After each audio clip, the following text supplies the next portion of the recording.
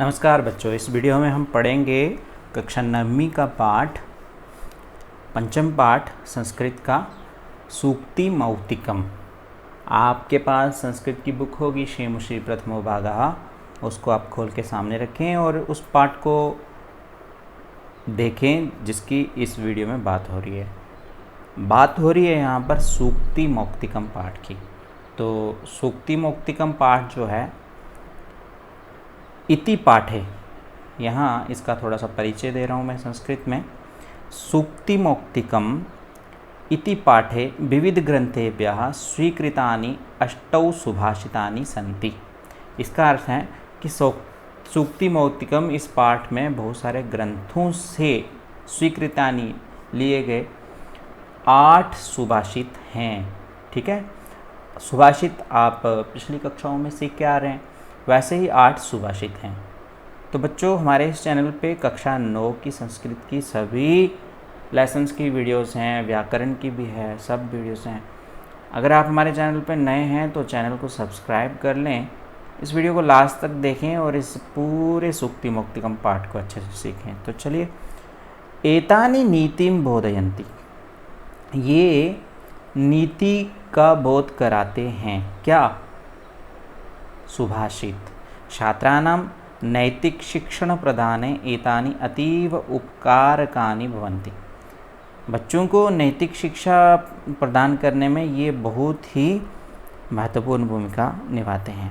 अत्र यानि मूल्यानि निहितानि सन्ति, जो भी मूल्य निहित हैं, तानि अस्माभिः सर्वदा जीवने अनुसरणीयानि, वह सब हमारे जीवन में अनुसरण करने योग्य हैं, अर्थात उनके ऊपर हमें चलना चाहिए। ऐसे वाले इस यहाँ पर कुछ वचन सुभाषित हैं।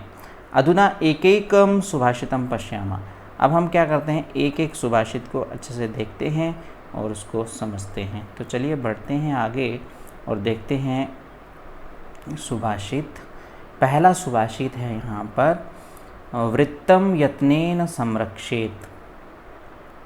वृत्तम यत्नेन संरक्षेत। ठीक है, ये आपके पास बुक है ना, वहाँ पर भी लिखा हुआ है यत्नेन। अब यहाँ कुछ बच्चे कंफ्यूज होते हैं जो संस्कृत में थोड़ा सा ध्यान कम देते हैं। ये क्या लिखा मैंने, ता है ना, ये है ना ता, और इसके साथ में यहाँ पर लिखा हुआ है न। ये यत्नेन, यत्नेन में ऐसे ही इतना है, यत्नेन। यत्नेन मतलब यत्न से। संरक्षेत, संरक्षित। वित्त मेति च याति च। इस श्लोक को बोल के कैसे बोलना है वो भी सिखाता हूँ, पहले आप एक एक शब्द को देखो। अक्षीणो वित्ततः क्षीणः। अक्षीणो वित्ततः क्षीणः। वृत्ततस्तु हतो हतः। वृत्ततस्तु हतो हतः। अब इसको हम लोग बोलेंगे कैसे, इस तरह से हम बोलेंगे जिस तरह से श्लोकों को ज़्यादातर बोला जाता है। ठीक है, वृत्तम यत्नेन संरक्षेद, वित्तमेति च याति च, अक्षीणो वित्ततः क्षीणः, वृत्ततस्तु हतो हतः। वृत्ततस्तु हतो हतः। अब इसका जो है, ये इनको कहते हैं पद। ठीक है, एक एक शब्द होते हैं ना, इनको कहते हैं पद। क्या कहते हैं इनको? पद। तो यहाँ पर एक एक शब्द मैंने अलग अलग से लिखा। देखो, वृत्तम यत्नेन संरक्षेत। ठीक है, ये दा है, यहाँ पर ता है। ये दा और ये ता दोनों में कोई ज़्यादा अंतर नहीं है। जब हम व्यंजन संधि पढ़ेंगे तो इसको सीख जाएंगे। वित्तम एति, देखो यहाँ वित्तमेति लिखा है ना, ये अलग अलग हमने लिखा, इसको विच्छेद कर दिया। ठीक है, वित्तम प्लस एति बन गया, वित्तम एति। च याति च। अक्षीणः वित्ततः क्षीणः, वृत्ततः तु हतः हतः। ये जो शब्द आपको इस श्लोक में देख रहे हैं, इनको पद कहते हैं। तो उन सब पद को क्या किया है, अलग अलग से लिखा है। तो अब इसका अर्थ जानते हैं। ये संस्कृत में अर्थ है इसका, अन्वय जिसको कहते हैं, संस्कृत में अन्वय कहेंगे। ठीक है, अन्वय हो गया एकदम शब्दों का सीधा सीधा अर्थ, ठीक है। ये जो शब्द लिखे हैं इनका एक मीनिंग है, लेकिन संस्कृत में क्या होता है कि जब हम श्लोक लिखते हैं, श्लोक अर्थात राइमिंग टाइप कुछ लिखते हैं, तो वर्ड्स जो हैं इधर उधर लिखने पड़ते हैं। अब संस्कृत में ये होता है कि वर्ड्स इधर उधर लिखने से भी मीनिंग जो है वो एक ही रहता है, लेकिन अन्वय में वो वर्ड्स जो हैं एकदम सीधा करके लिख दिए जाते हैं ताकि सीधे से हम उस श्लोक को समझ सकें। तो देख लो, नरः, नरः मतलब इंसान, वृत्तम यत्नेन संरक्षेत, ठीक है। ये तो आप देख रहे हैं यहाँ श्लोक में पहले तीनों वर्ड्स यहाँ पर आए, वित्तम एति च याति च, ये भी वैसे लिख दिया।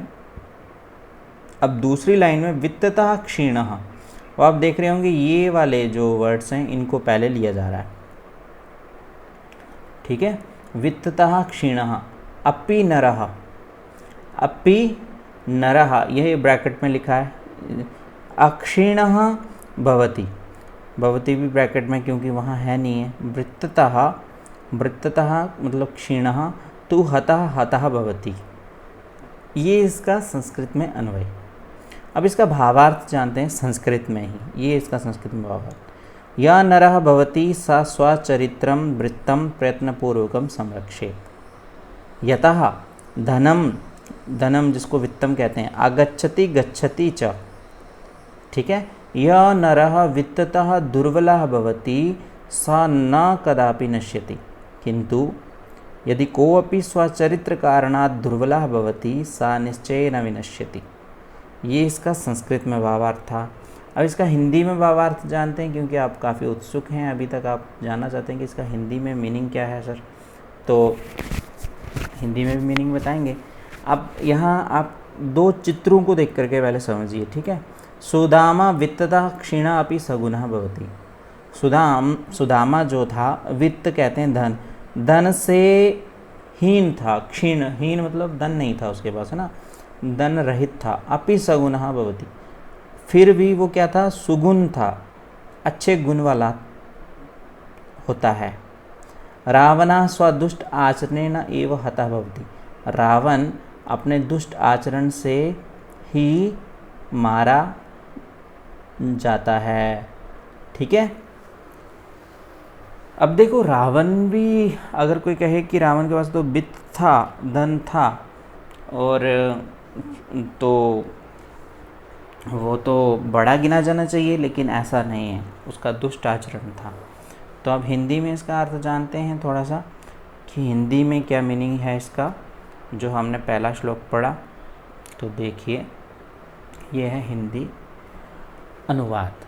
हमें अपने आचरण की प्रयत्नपूर्वक रक्षा करनी चाहिए। किसकी करनी चाहिए? अपने आचरण की। आचरण मतलब बिहेवियर, क्योंकि धन तो कभी आता है चला जाता है, धन कभी आता है कभी चला जाता है। तथा धन के नष्ट होने पर मनुष्य नष्ट नहीं होता है। धन के नष्ट होने पर क्या मनुष्य नष्ट होता है? नहीं, मनुष्य नष्ट नहीं होता, परंतु चरित्र या आचरण के नष्ट होने पर सब कुछ विनष्ट हो जाता है। अगर चरित्र, जिसको हम आचरण कहते हैं, ये नष्ट हो जाता है तो सब कुछ विनष्ट हो जाता है, सब कुछ खत्म हो जाता है, ठीक है। ये इसका हिंदी में अनुवाद था। अब भाषिक कार्य में देख लीजिए थोड़ा सा। शब्दार्थ देखिए, सूक्ति मोक्तिकम, जिसको हम लोग सुभाषित रत्नम भी कहते हैं, ठीक है।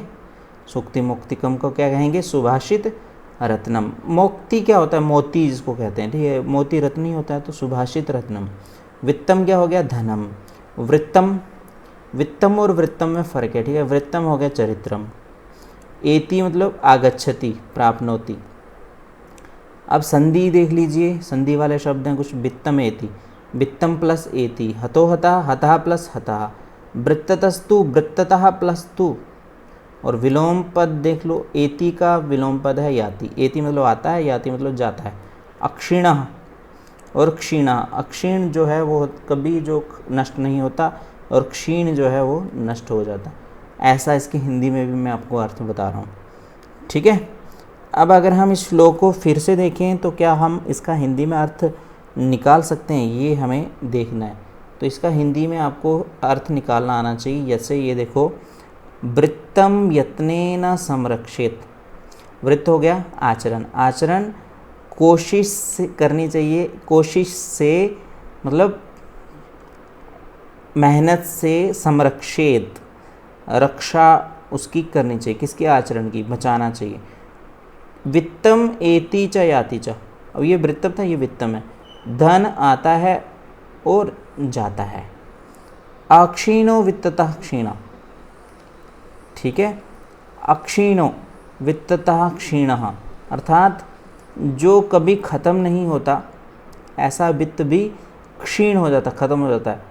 वृत्ततस्तु हतो हतः, यहाँ लिखा है वृत्ततस्तु हतो हतः, अर्थात वृत्त जो है, आचरण जो है, उसको कभी भी ख़त्म नहीं होने देना चाहिए, उसकी रक्षा करनी चाहिए। ये था हमारा पहला श्लोक, आपको समझ में आ गया होगा। अब हम बढ़ते हैं दूसरे श्लोक की ओर, ये है हमारा दूसरा श्लोक, ठीक है। क्या है श्लोक में, क्या लिखा है? श्रूयताम धर्म सर्वस्वम, श्रूयताम धर्म सर्वस्वम श्रुत्वा चैवा वधार्यताम, वधार्यताम आत्मनः प्रतिकूलानि परेशान न समाचरेत। बहुत धीरे धीरे बोला ताकि आप इसको अच्छे से समझें, ठीक है। अब इसको इस तरह से पढ़ें। श्रूयताम धर्म सर्वस्वम श्रुत्वा चैवावधार्यताम आत्मनः प्रतिकूलानि परेशान न समाचरेत। समझ आया? तो इस तरह से इस श्लोक को बोलो। अब वैसे ही इसका पद विभाग है, एक एक शब्द अलग अलग से लिखा है। श्रूयताम धर्म सर्वस्वम श्रुत्वा च एव अवधार्यताम आत्मनः प्रतिकूलानि परेशान न समाचरेत। ये इसका क्या था? पद विभाग था। पद विभाग के बाद बच्चों है अन्वय, ठीक है। ये अन्वय है, यहाँ पर आप देख लो। धर्म सर्वस्वम श्रूयताम श्रुत्वा च एव अवधार्यताम। अब देख रहे हो आप, धर्म सर्वस्वम कहाँ से लिया जा रहा है? धर्म सर्वस्वम दूसरा शब्द है, लेकिन अन्वय में पहला है। क्यों? क्योंकि ये इसका एक लाइन है, एक वाक्य है, उसको सीधा करके लिख दिया। अब अगर उस वाक्य को हम लोग श्लोक में लिखना चाहें तो थोड़ा सा राइमिंग वर्ड सेट करने पड़ेंगे, जो श्लोक बन जाएगा।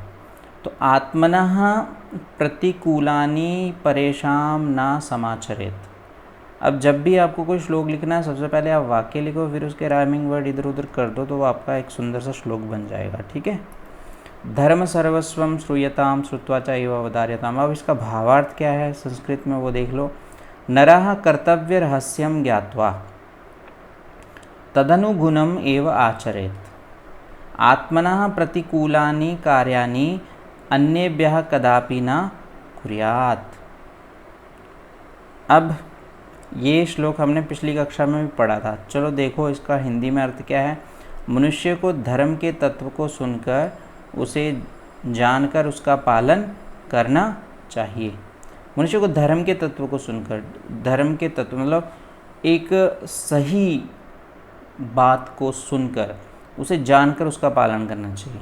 जो व्यवहार अपने लिए विरुद्ध लगे, जो अपने आप को कोई चीज़ अच्छी ना लगे, वैसा आचरण दूसरों के साथ भी नहीं करना चाहिए। ये इसका अर्थ हो गया। ये हमने पिछली कक्षा में पढ़ा था ना श्लोक, ऐसा ही श्लोक है, ठीक है। श्रूयताम धर्म सर्वस्वम श्रुत्वा चैव अवधार्यताम। अब देखो इसके शब्दार्थ यहाँ पर दिए हुए हैं। प्रतिकूलानि हो गया विरुद्धानि। प्रतिकूल होता है विरुद्ध, हिंदी शब्द प्रतिकूल, और यहाँ प्रतिकूलानि इसलिए क्योंकि ये बहुत सारे प्रतिकूलों की बात हो रही है। बहुवचन में लिखा है प्रतिकूलम प्रतिकूले प्रतिकूलानि, तो विरुद्धानि। परेशान अन्येषाम, मतलब अन्य, परेशान मतलब दूसरों का, अन्येषाम मतलब दूसरों का। अवधार्यताम, अवधार्यता मतलब ज्ञायताम, जानना चाहिए, ये इसका हिंदी में अर्थ है। संधि, संधि चा एव दोनों मिलकर के बना चैव, और अवधार्यताम जब इसके साथ जुड़ गया तो बना चैव अवधार्यताम। इस तरह से यहाँ संधि हुई। तो विलोम पदानि देखो, अनुकूलानि का विलोम शब्द हो गया प्रतिकूलानि। उम्मीद है कि आप वीडियो अभी तक भी देख रहे हैं, आपको ये श्लोक जो है वो अच्छे से समझ में आ गया होगा। इस श्लोक के बाद अब हम पढ़ेंगे श्लोक संख्या 3। तो देखिए यह है श्लोक संख्या 3, जिसे हमें क्लास 6 में भी पढ़ा था। अगर आपने क्लास 6 में संस्कृत पढ़ी थी तो वहाँ पर भी श्लोक को हमने पढ़ा है। बहुत सुंदर श्लोक है। प्रिय वाक्य प्रधानेन सर्वे तुष्यन्ति जन्तवः तस्माद् तदेव वक्तव्यम वचने का दरिद्रता। इस श्लोक को इस तरह से बोलेंगे।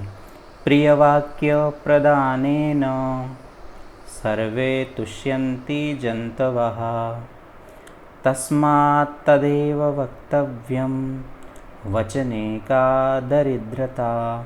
यह था श्लोक संख्या 3। अब इसका अन्वय देख लीजिए। सर्वे जन्तवः प्रियवाक्य प्रदानेन तुष्यन्ति।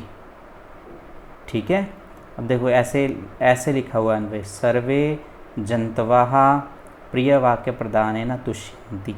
फिर उसके बाद तस्मात् तत्एव वक्तव्यम वचने दरिद्रता का। इसका हिंदी में भावार्थ जो है समझने के लिए कुछ इस तरह से है।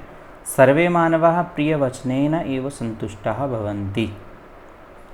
ठीक है, सर्वे मानवाः सभी मानव प्रिय वचनेन एव संतुष्टाः भवन्ति। अतः सर्वदा अस्माभिः प्रियं हितकारकं वचनम एव वक्तव्यम वचने दरिद्रता न दर्शनीया। हिंदी में अनुवाद इस तरह से है। मीठे वचन बोलने से सभी प्राणी संतुष्ट हो जाते हैं, अतः सर्वदा हमें मीठी बातें ही बोलनी चाहिए, बोलने में कंजूसी नहीं करनी चाहिए। ये इसका हिंदी में अर्थ हो गया। भाषिक कार्य हम देख लीजिए, इसकी थोड़ी सी व्याकरण है।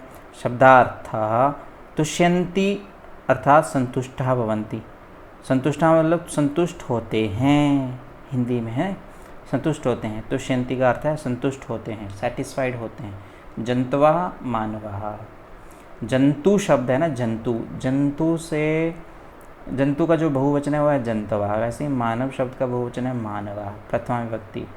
वक्तव्यम कथनीयम, वक्तव्य मतलब कथनीयम, कथनीय मतलब कहना चाहिए। वक्तव्यम का मतलब भी क्या हुआ, कहना चाहिए। तत्एव तदैव, तत् मतलब वैसा, एव मतलब ही, तदैव मतलब वैसा ही। विलोम पद देख लीजिए। प्रियम का विलोम शब्द होता है अप्रियम और दरिद्रता का होता है संपन्नता। तुष्यन्ति रुदन्ति, तुष्यन्ति का विलोम क्या हो गया, रुदन्ति। तुष्यन्ति मतलब खुश होते हैं, रुदन्ति मतलब रोते हैं। तो ये इसके बहुवचन हो गए, ये इसके विलोम शब्द हो गए। अब हम पढ़ेंगे श्लोक संख्या 4। वीडियो अंत तक देखना, चैनल पे नए हो तो चैनल को सब्सक्राइब करना। अब ये श्लोक भी हमने पढ़ा हुआ, लेकिन फिर से पढ़ते हैं। पिबन्ति नद्यः स्वयमेव नाम्भः स्वयं न खादन्ति फलानि वृक्षाः नादन्ति सस्यं खलु वारिवाः परोपकाराय सतां विभूतयः। बहुत सुंदर श्लोक है, इसको आप इसी तरह से बोलें। आप जब बोलेंगे तो आपको काफ़ी आनंद आएगा। फिर से बोलते हैं। पिबन्ति नद्यः स्वयमेव नाम्भः स्वयं न खादन्ति फलानि वृक्षाः नादन्ति सस्यं खलु वारिवाः परोपकाराय सतां विभूतयः। अब ये इसका पद विभाग हो गया, मतलब एक एक शब्द अलग अलग से। पिबन्ति हो गया, नद्यः स्वयं एव न अम्बः स्वयं न खादन्ति फलानि वृक्षाः न अदन्ति सस्यं खलु वारिवाहाः परोपकाराय सतां विभूतयः। ये संस्कृत के एक एक पद हो गए। पद मतलब शब्द। अब अन्वय देख लीजिए, नद्यः स्वयं एव अम्बः न पिबन्ति, अम्बा होता है जल, ठीक है। वृक्षः स्वयं फलानि न खादन्ति, वारिवाहः अर्थात मेघाः खलु स्वयं सस्यं न अदन्ति, सतां विभूतयः परोपकाराय भवन्ति। अब ये इसका संस्कृत में अर्थ हुआ, अन्वय हुआ। अब ये इसका संस्कृत भावार्थ, नद्याः जलं स्वयं एव न पिबन्ति, वृक्षाः स्वफलानि स्वयं एव न खादन्ति, मेघाः निश्चयेन अपि आत्मना पोषितानि सस्यानि धान्यानि न भक्षयन्ति। अनेन ज्ञायते यत् सज्जनानां सम्पत्ति परोपकाराय एव भवति। हिंदी में आप देखिए, नदियाँ अपना पानी स्वयं ना पीती हैं, पेड़ अपने फूल स्वयं नहीं खाते, बादल अपने द्वारा बोए अनाज को निश्चय ही नहीं खाते। इससे ये ज्ञात होता है कि हमेशा सज्जनों की संपत्ति परोपकार के लिए ही होती है। ये इसका हिंदी में अर्थ हो गया। कुछ पूछना है तो नीचे जाके कमेंट बॉक्स में पूछ लीजिए, मैं आपको उसका जवाब देता हूँ, ठीक है। ये उदाहरण के रूप में आप चित्र देखिए, देखो, नद्याः जलम परोपकाराय भवति, ये नदियों का पानी है, कहाँ जाता है, किसके लिए जाता है, ये नदी को नहीं पता, नदियाँ सिर्फ परोपकार होती हैं। वृक्षा मानवे व फलानि यच्छन्ति, जो वृक्ष हैं वो इंसानों के लिए फल देते हैं, यच्छन्ति वो लोग देते हैं, ये इंसानों के लिए ही होते हैं, इंसान खाते हैं, कई बार जानवर भी खाते हैं, मतलब जो भी जीव जंतु हैं वो उन्हीं के लिए होते हैं। तो उसी तरह से मेघाः सस्यम समृद्धये वर्षन्ति, जो बादल हैं वो सस्य मतलब फसल को बढ़ाने के लिए बरसते हैं। सज्जना सर्वदा परोपकारम एव कुर्वन्ति, जो सज्जन हैं वो हमेशा परोपकार ही करते हैं। ये थॉट लिखी है बहुत सुंदर सी, इसको आप पढ़ लीजिए, ठीक है। ये महात्मा बुद्ध जी की थॉट है। और इसका भाषिक कार्य हम रह गया था, उसे भी देख लो। अम्बा होता है जलम, ठीक है, अम्बा मतलब पर्यायवाची है जल का, अम्बू जिसे कहते हैं, अम्बा जलम। खलु निश्चयेन, खलु मतलब निश्चय ही, निश्चय से, निश्चय के द्वारा। वारिवाहा मेघाः, मेघों का पर्यायवाची हो गया वारिवाह। वारी होता है जल, वाहा होता है उसको ले जाने वाला, जो जल को ले जाता है वो मेघ ही तो होता है। सस्यम हो गया धान्यम, धान्य मतलब फसल। अदंती खादंती, खादंती मतलब खाते हैं, अदंती का मतलब भी क्या हो गया, खाते हैं। सताम सज्जनानाम, सज्जनों को सताम भी कहते हैं। विभूति संपत्ति, संपत्ति होती है प्रॉपर्टी।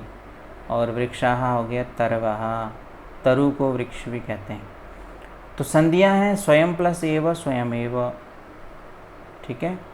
न अम्बः न अम्बः, न अदन्ति न अदन्ति, और परोपकाराय परोपकाराय, ठीक। तो अब इसके बाद वाला श्लोक पढ़ेंगे, ये है हमारा श्लोक संख्या 5। देखिए, गुणेश गुणेश गुणेश है ना, गुणेश वव ही कर्तव्यः, प्रयत्नः पुरुषैः सदा, ठीक है। प्रयत्न पुरुषैः सदा।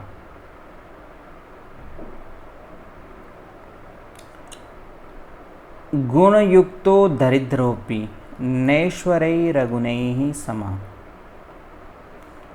ठीक है। गुणेष्वेव, यहाँ एक ही मात्रा होगी, गुणेष्वेव ही कर्तव्यः। अब इसको पढ़ेंगे इस तरह से, गुणेष्वेव ही कर्तव्यः, प्रयत्नः पुरुषैः सदा, गुणयुक्तो दरिद्रोऽपि नैश्वरैरगुणैः समः। इस तरह से श्लोक को बोलिए। फिर उसका पद विभाग देखिए, गुणेषु एव ही कर्तव्यः, प्रयत्नः पुरुषैः सदा, गुणयुक्तः दरिद्रः अपि न ईश्वरैः अगुणैः समः। जब किसी ने ये श्लोक लिखा, पहले ऐसे सेंटेंस लिखा होगा, फिर उसके बाद ऐसे श्लोक लिख दिया होगा। अब अन्वय देख लीजिए, पुरुषैः सदा गुणेषु एव ही प्रयत्नः कर्तव्यः, गुणयुक्तः दरिद्रः अपि अगुणैः ईश्वरैः न समः भवति। अब इसका भावार्थ देखिए, संस्कृत में, मनुष्यः सर्वदा गुणान् प्राप्तुं द्रष्टुं वा एव प्रयत्नं कुर्यात्, अतः गुणयुक्तः पुरुषः दरिद्रः सन् अपि गुणहीनेन धनिकेन समः न भवति, अर्थात तथा श्रेष्ठा एव मन्यते। इस हिंदी में आप देखिए, मनुष्य को सदा गुणों को ही प्राप्त करने का प्रयत्न करना चाहिए, क्योंकि गुणवान व्यक्ति निर्धन होने पर भी निश्चय ही ऐश्वर्यवान गुणहीन पुरुष के समान नहीं है, किंतु उससे श्रेष्ठ माना जाता है। ठीक है, ये हो गया श्लोक संख्या 5। अब इसके हम जानते हैं कुछ शब्दों के अर्थ।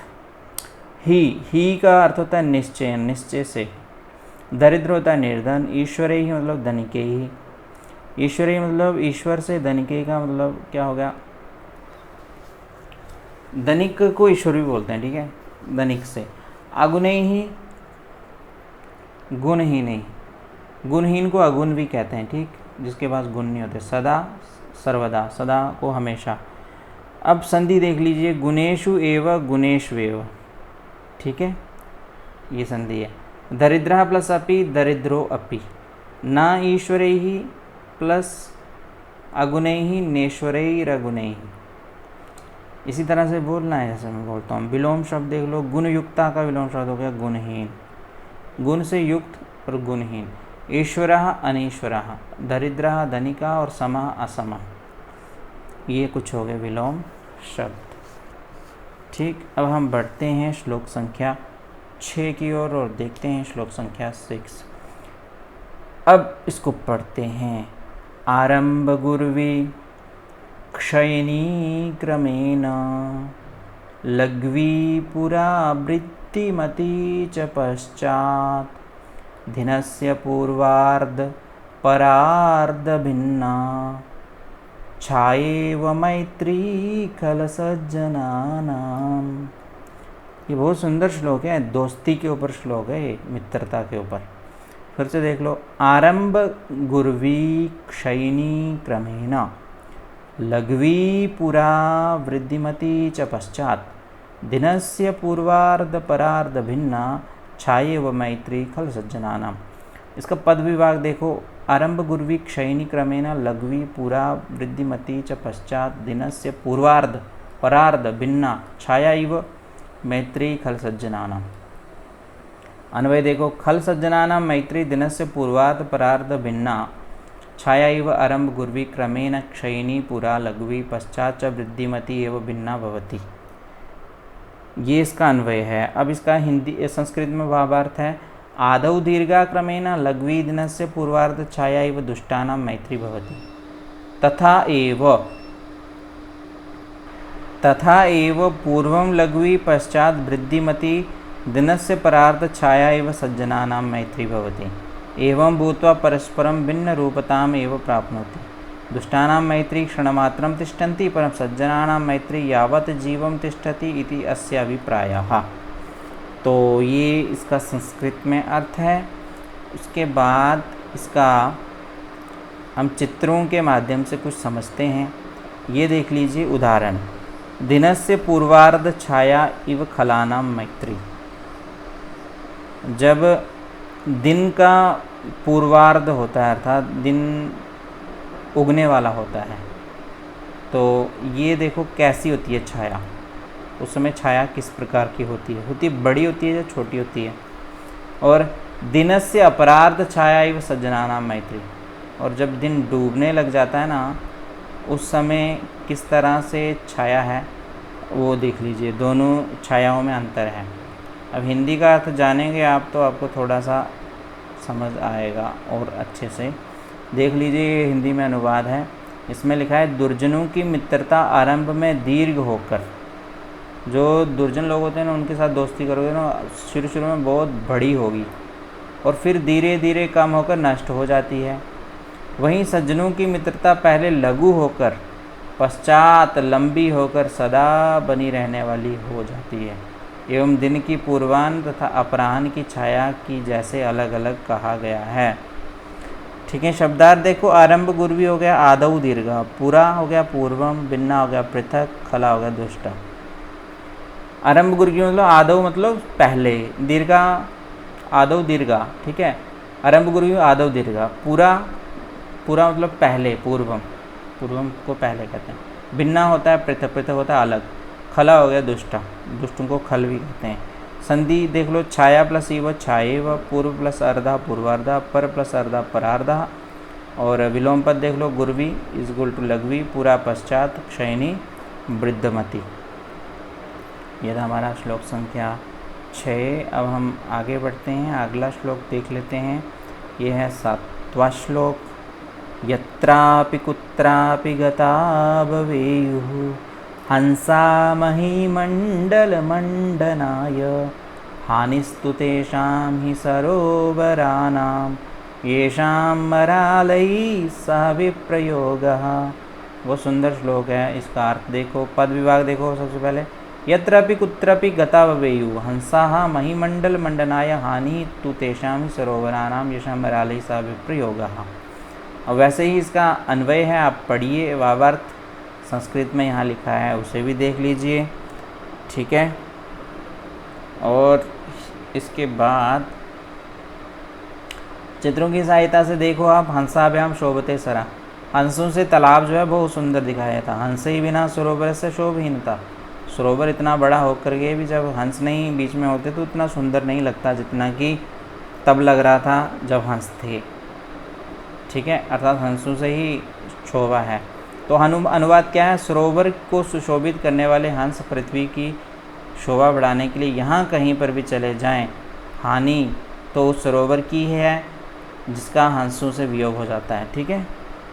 पृथ्वी की शोभा बढ़ाते हैं हंस, कहीं भी जा सकते हैं। शब्दार्थ हो गया, महीमंडलम का अर्थ हो गया भूमि, महीमंडलम भूमि का पर्यायवाची है। मंडनाय हो गया अलंकरणाय, अलंकार सुंदरता के लिए। मरालय ही हंस ही, विप्रयोगा वियोगा। संधि देख लो, यत्रापि यत्रापि, कुत्रापि कुत्रापि, हानि ही प्लस तु हानिस्तु। और विलोम शब्द देख लो, गता का विलोम है आगता, और हानि का है लाभ, और विप्रयोग का है संयोग, ठीक। और इसके बाद अब हम बढ़ेंगे आगे और देखेंगे श्लोक संख्या 8। ये श्लोक हमने कक्षा 8 में भी पढ़ा हुआ है। गुणा गुणज्ञेषु गुणा भवन्ति ते निर्गुणं प्राप्य भवन्ति दोषाः आस्वाद्यतो याः प्रभवन्ति नद्यः समुद्रमासाद्य भवन्त्यपेयः। अब इस श्लोक को हमने 8 कक्षा में पढ़ा है, तो आप इसका पद विभाग पहले से ही जानते हैं। अन्वय भी आप देख लीजिए, भावार्थ देख लीजिए। संस्कृत में अर्था भावार्थ और हिंदी में अनुवाद इसका इस तरह से है कि गुणवान लोगों के पास रहने पर गुण बन जाते हैं, निर्गुण व्यक्ति के पास जब चले जाते हैं तो दोष बन जाते हैं। जिस पर नदियाँ स्वादिष्ट पानी लेकर बहती हैं, किंतु वही नदियाँ सागर को प्राप्त करने पर अयोग्य लवण युक्त बन जाती हैं। अब कुछ चित्र हैं, इन चित्रों को देख लीजिए, आप समझ जाएंगे। ये देखो, महिला कंठहारेण शोभते, औरत जो है कंठ के हार से अच्छी लगती है, ये इसके गुण हैं। और वानराय कंठहारा दोषयते, और बंदर को ही वैसे ही अगर हार पहना दिए जाए थे फिर भी वो कंठहार जो हैं बेकार से लगते हैं, क्योंकि उसको पहनने का ढंग ही नहीं है, बेकार सा दिखेगा। तो ये देखो, गुण थे हार, जब ये सुंदर औरत में थे तो सुंदर लग रहे थे। अब ये दोष हो गए, ये हार जो थे गुण ही थे, लेकिन जब ये दुष्ट व्यक्ति के पास चले गए तो हार भी ऐसे ही लगने लग गए। एक और चित्र देख लीजिए, ये नद्याः जलम मधुरम पेयम च भवति, नदियों का जल मधुर और पेय होता है, पीने योग्य होता है ना, स्वादिष्ट होता है। और यही नदी का जल जब समुद्र से जलम अपेयम भवति, और समुद्र का जल जो है अपेय होता है, क्योंकि उसमें नमक होता है, नमक को कहते हैं लवण। तो ये हमारी वीडियो थी, अंत तक आपने ज़रूर देखी होगी। कैसी लगी? अच्छी लगी है तो लाइक करें और चैनल को सब्सक्राइब करें, बाकी बच्चों तक भी भेजें, उनको कहें कि 9th की संस्कृत इतनी मुश्किल नहीं है, ये श्लोक ज़्यादातर हमने पहले से सुने हुए हैं, पढ़े हुए हैं। बाकी वीडियोस देखने के लिए भी आप चैनल पे बने रहें, सब वीडियोस अवेलेबल हैं, आप आसानी से इनको समझेंगे। धन्यवाद।